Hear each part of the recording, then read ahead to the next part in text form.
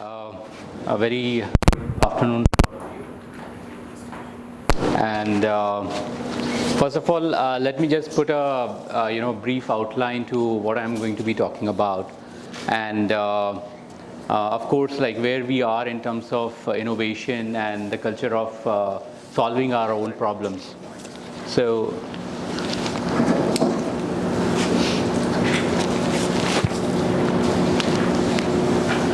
So I started my journey 10 years back, and I'm starting from the time when I was an automobile designer and designing cars in Japan for different geographies. And I was very excited, like, okay, this is what I'm going to be doing.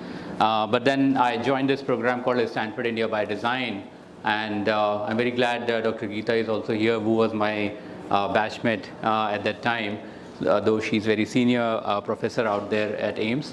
So this was the innovation program where I was nurtured. Stanford, IIT, Ames came together to solve unmet clinical needs of India, and we were being trained at Stanford, got back to India. But when we came back to India, we realized the real gravity of the problems that we have to solve. It is not just as fancy as Stanford, because all the resources were available, the problems were very well defined. Here the problems in itself were not very well defined, and that has led to the whole complex solution design process, and that is what I'm going to be sharing with you. So I started with this problem. There were like some 360 problems that we collected together, but we prioritized these problem areas. We didn't start solving them. We realized that, okay, which one is going to be creating the maximum impact? And this problem came up on the top after a lot of diligence on the market side, IP side, solution side. And so we did a lot of brainstorming on those aspects before selecting the problem itself. So a late detection of hearing loss in a child, and I'm very glad that there are very prominent audiologists present in the audience, and the previous my colleague has showcased some light on audiology. A late detection of hearing loss is a disability for life. If the child is detected when he or she is 5 years or 6 years old, it is very difficult to rehabilitate. It is very difficult to bring them back in the learning curve. And this is what we have experienced in a child development clinic at Ames. And I saw this one parent who brought in their child with the problem of that कि ये बोलता नहीं है. They didn't know that the child is not able to hear. वो बोलते हैं कि ये बोलता नहीं है.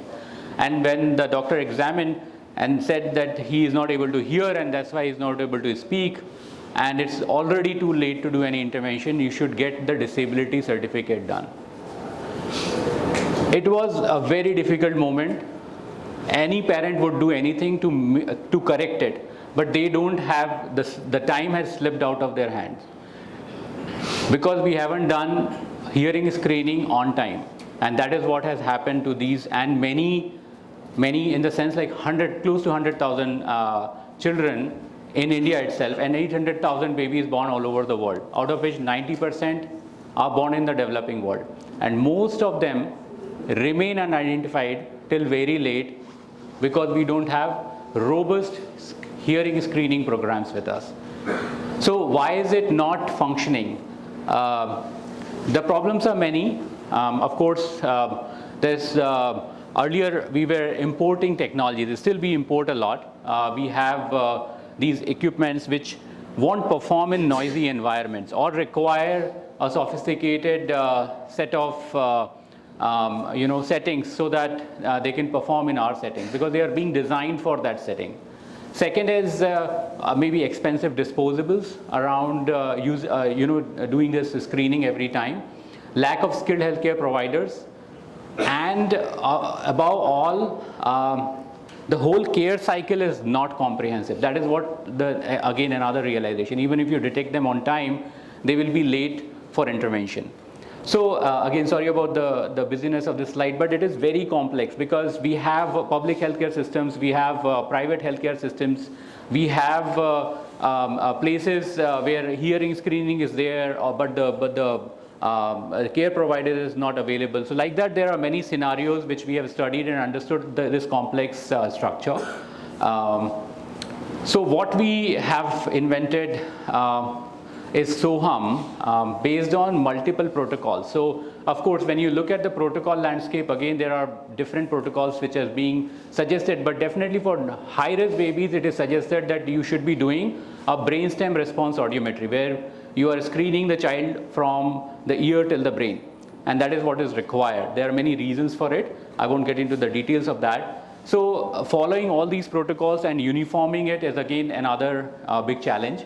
And at the same time, you need to segregate the population, like who should be given what, who should be given an autoacoustic emission and who should be given AABR. Again, the difference between OAE and AABR, I won't get into it. We can talk about it. The OAE basically is the technology which checks till the outer hair cells of the middle ear, and then the AABR checks till the brainstem. So what we invented is a device which is compact, battery operated. The most important thing is that we designed it such that it can perform in resource poor setting. One very important requirement is that it should be used by nurses. Like we don't have audiologists in every setting. You can use the speciality for verifying the reports, but their time is precious. How can we really save their time while conducting these tests? Another is like this device gives automated results. It is a very quick test. Generally, better results or such results take longer time. We have made it very quick. Also, this is telemedicine enabled. So all these devices can be centralized and can be connected to a central audiology unit where they can re-verify some of the results and maintain the quality. We have conducted health technology assessment along with ICMR. In fact, ICMR just taken this up, and the sensitivity specificity of this device has come out to be 100% sensitive and 97.3% specific. There are many other recommendations. I won't go into the detail of it, but it was a very intense exercise of almost 5 years, where we have to make sure that everything means like being proven in the right way. Now the care pathway is like, it looks simple in this way that whether the baby is born in an institutional or in at home, we will be screening the baby with SOHUM. If the result is pass, it is fine. If it is refer, then there is a loop which is basically based on telemedicine referral cycle, and that will be connected to a nearby audiologist or an ENT setup, and the report will be then again circulated till the intervention happens for the child.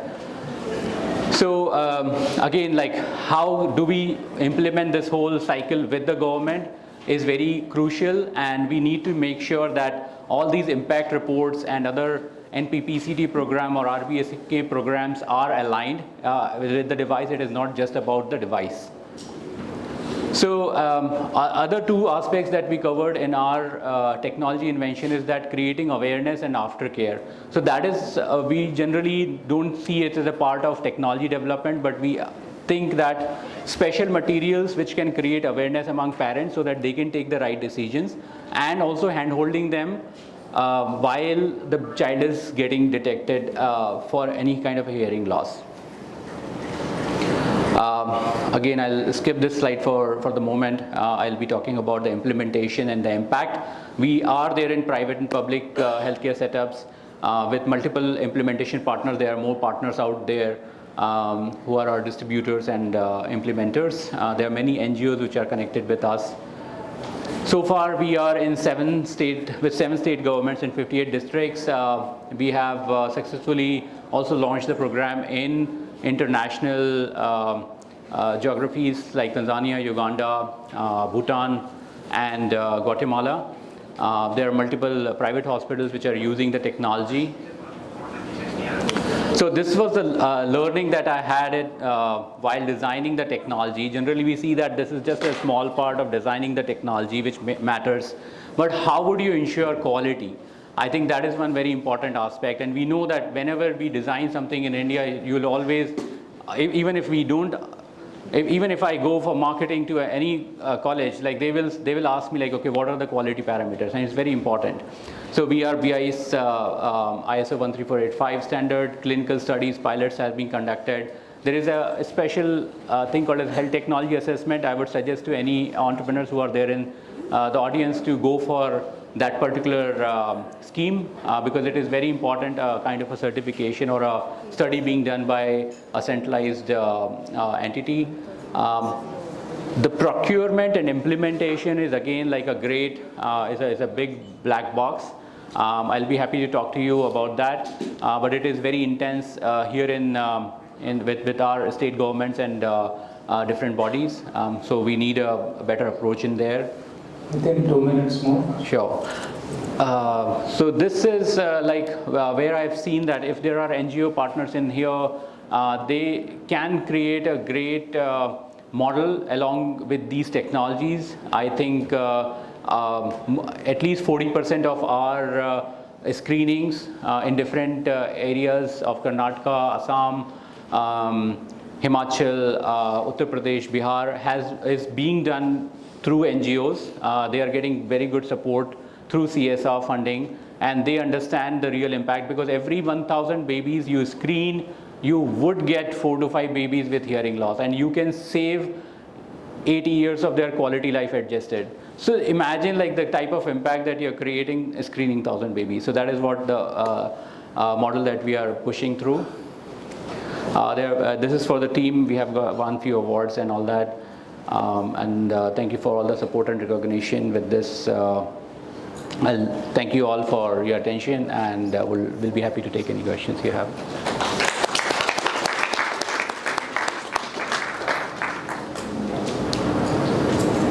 Thank you for that wonderful presentation. Any questions for Nitin?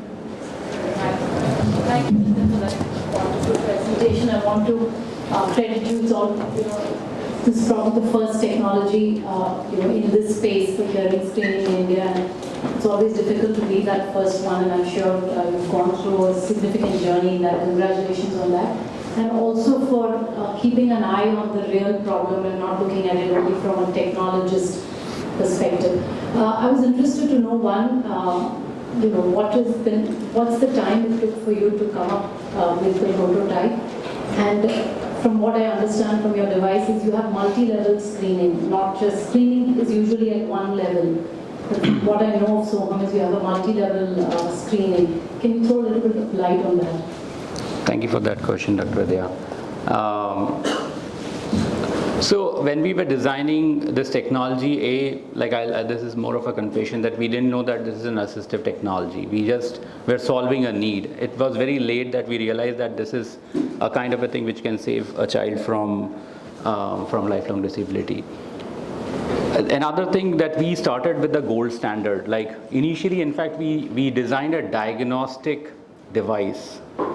We didn't know that in the journey of designing a screening device, you first need to design a diagnostic because every frequency, every decibel should be correct in your device before you launch a screening device, because you will test the device at 35, 50, 70, 90. And then we knew that in the field what happens is that when the child is being screened at 35 dB and if it is a refer, it may be because there are debris in the ear or any kind of anomalies inside, debris or amniotic fluid inside the ear, and that's why the child is being referred. But should you refer the child immediately? And that question led us to put in 50 dB, 70 dB, 90 dB also into the device, so that in the field itself, while you're doing screening, you should be able to segregate the baby in a mild, moderate, severe, profound hearing loss without them traveling all the way to a diagnostic center. And you may even design a protocol. Like we haven't designed a protocol for the clinicians, but they can design it themselves, that we can bring the baby back to the clinic if the baby is having a mild loss, instead of sending them for a diagnostic. So these type of things, like giving more of a diagnostic option in the screening device, I think can brought down the complexity of the care cycle that we have, and also the pain of the person who is going to be traveling and spending money and then figuring out after 15 days that the amniotic fluid has gone and the baby is hearing, and they will say that, oh, that test doesn't work over there in that clinic. So instead of doing that, how can you design the devices such that it can become like a little bit of a more of a semi-diagnostic devices? But when you do task shifting, it's typically done for the screening. So how are you safely task shifting, having a diagnostic? How good is it when a community work, there is no audiologist or an ENT person available, then the diagnostics is being taken care with the community worker or anybody who you're handing over at the NGO. So isn't there a risk there? Screening task shifting is absolutely required, otherwise it's not going to be possible to cover. So this, how are you ensuring that it's not being misused as, without professional guidance having a diagnosis? That's why there is a telemedicine part to this, where if the baby is referred, then the healthcare worker has to take an approval of an audiologist before they sign off. So there is an automated version in this where it is giving pass, refer or redo as the protocol, and they can keep on following that. That if the baby is passed at 35 dB, they won't be actually taking that them for any, they will just take that result on the face value. But if it is redo or refer, then they will bring in the audiologist intervention in there. Anyone has a pressing question? Yeah. Very quick question. Nice presentation. What's the stimuli the Soham uses, and why is Soham called Soham? How did you come up with the name? Great, thank you. The stimuli is a click stimuli, which is basically 2 kilohertz to 4 kilohertz bandwidth that we are basically checking, and which is the communication frequency. And why Soham is Soham? Thank you for that question first. I was like pondering on the name, like what should I keep this the name of this device? And then I read one book in which it was written that when a baby is born, it cries and it says Koham, which means who am I? And it's crying and it's asking who am I? And the universe replies back, and that is the first thing that the baby hears is Soham, which means you and I are the same.